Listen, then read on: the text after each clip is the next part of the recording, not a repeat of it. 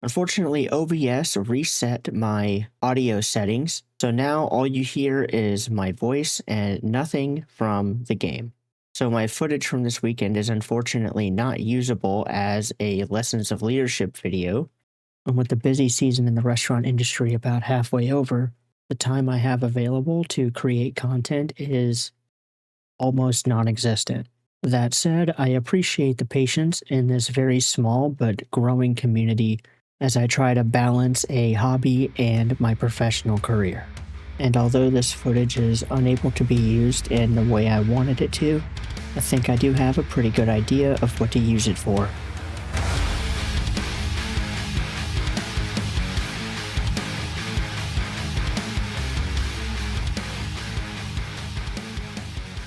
Lower leadership is often overlooked or downright ignored. This is an unfortunate fact in both gaming and everyday life. However, lower leadership is vital to the success or failure of the team. With Bellum's already fairly steep learning curve, trying to cut your teeth on the Fireteam lead can be a very daunting and intimidating task. With any luck, hopefully this video will help you get accustomed and acclimated to the responsibilities and pressure of the Fireteam leader. But before all that, we have to first understand where the Fireteam lead falls on the chain of hierarchy.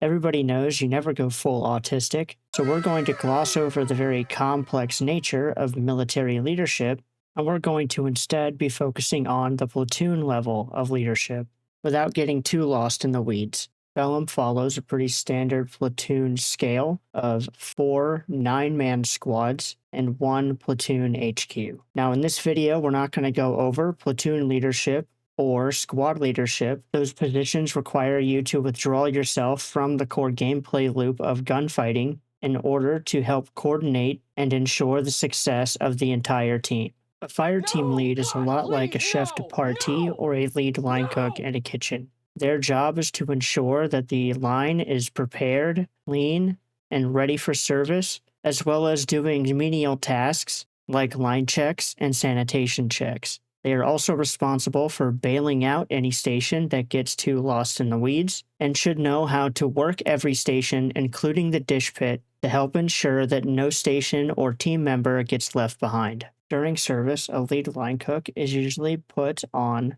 the highest volume station or the most difficult station to work during service. This frees up the sous chef to be put onto the plating station of the line to ensure that the food is up to the chef's standards and every ticket is done correctly before being passed on to the chef through Expo, so he can make final plate wipes, adjustments, and tray up the food to be taken out to the guest.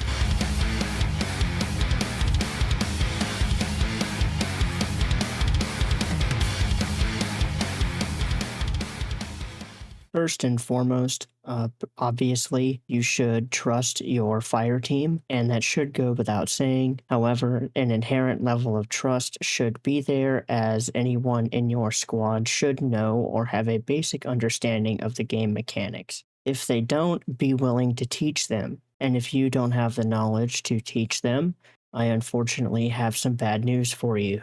Fire team leader is not necessarily where you should be just yet. One of the more common things you'll be doing is reminding your fire team to keep spacing. This is important as Bellum employs multiple different weapon systems like direct fire weapons or line of sight like rifles, machine guns, and shoulder-fired rockets, as well as visually occlused or indirect fire weapons like mortars and 40mm grenades. Along with spacing, you should be mindful of the formation called by the SL.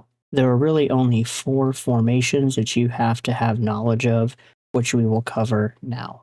These are the wedge, line, column, and staggered column, and these arrows indicate the direction of movement. The wedge is typically used for more frontal coverage while still allowing for coverage of the flanks while in movement. The column and staggered column are to either hide your element's movement or used to traverse claustrophobic areas like hallways and streets. These three formations are used when you are expecting to be in contact but have not received it yet. The line is used when you need to put the maximum amount of effective firepower straight forward. You will often hear the phrase, get online.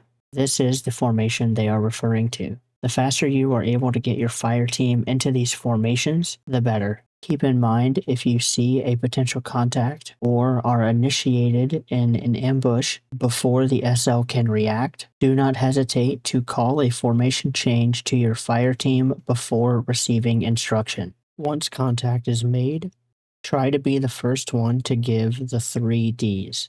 This is direction, distance, and description.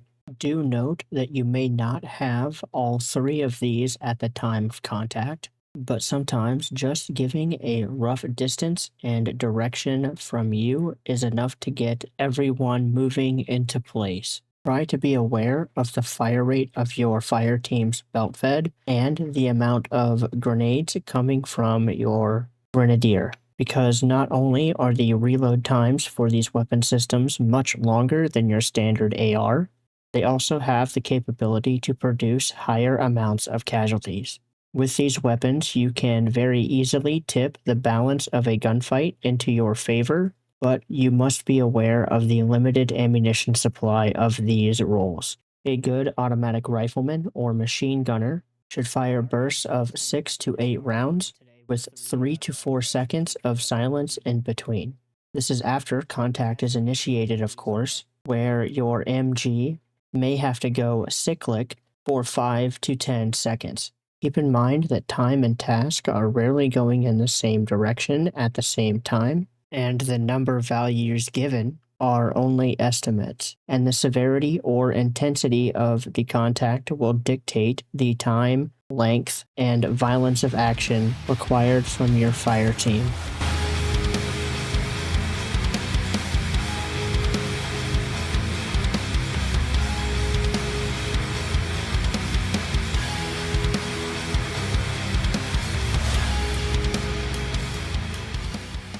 The most obvious difference between a fire team leader and a regular squad member, you will hear another set of voices in your headset. You have access to the platoon radio network, which will allow you to not only hear the conversation of the entire platoon, but will allow you to make radio calls up the chain of command as needed, where needed.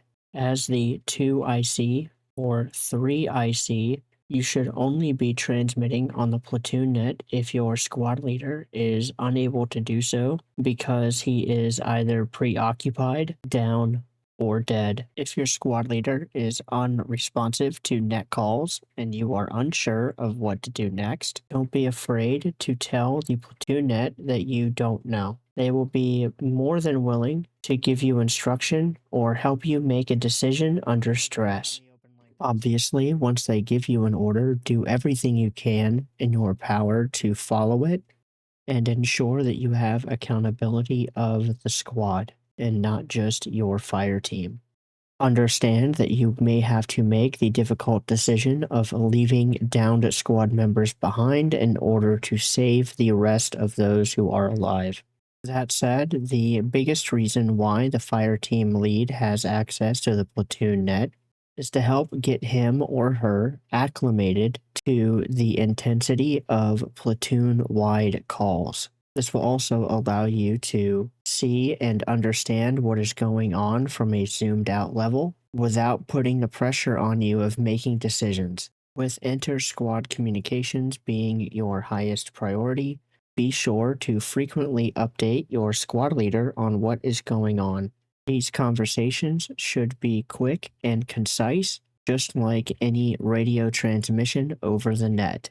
After every major engagement, check in with your fire team and ask for an all day or an ACE report. They will likely respond to you in one of 4 ways: saying green, yellow, red, or black. Green being very little or no ammunition used, down to black being completely empty.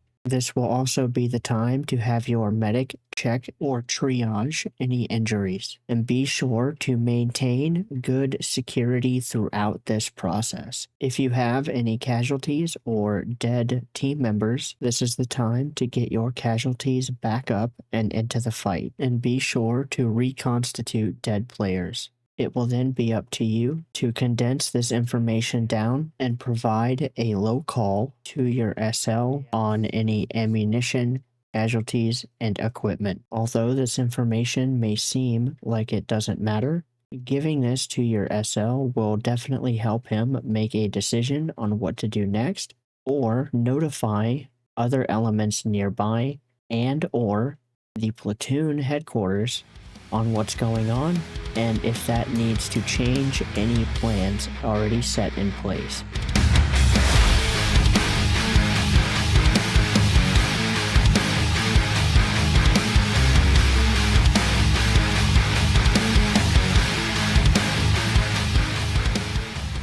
The Fireteam leader is a great entry-level leadership position that does not require you to withdraw yourself from the core gameplay loop and will allow you to start working and building upon the 9 fundamental rules of leadership in a fairly relaxed but incredibly fun environment that still offers intense and rewarding leadership opportunities.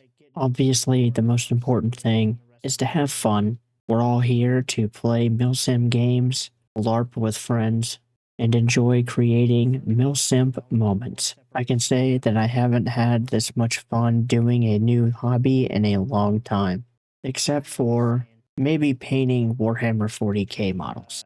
But that's another nerd topic for another time. Leadership in gaming can be a very rewarding process to be a part of, as well as a very challenging process. The good, the bad, the ups and downs, they're all worth it. And if you have the opportunity to grow and mold a new skill set that will follow you from not just gaming, but in your everyday life, then why not take that opportunity to do something different? I hope these tips can help you in your beginner leadership journey, and I can't wait to see more people pushing into the Fireteam lead spot. That'll be all for this video, and I'll catch you guys in the next one.